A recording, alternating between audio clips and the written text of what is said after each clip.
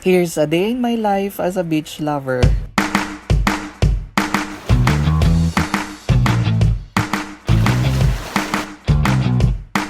Matagal-tagal na rin akong hindi nakapagdagat, and this day I decided to color all the drawings I have in mind. From Tigbawan, I think nag-travel ako around 2 hours including the bus stop scenario. You can ride Lawigan na bus or jeepney to get there. Kulyatan Marine Sanctuary is located at Barangay Sinugbuhan, San Joaquin, Iloilo. The entrance fee is just 50 pesos. There are available cottages for rent and you can bring food without corkage fee. The water here is clear, bluish or greenish in color.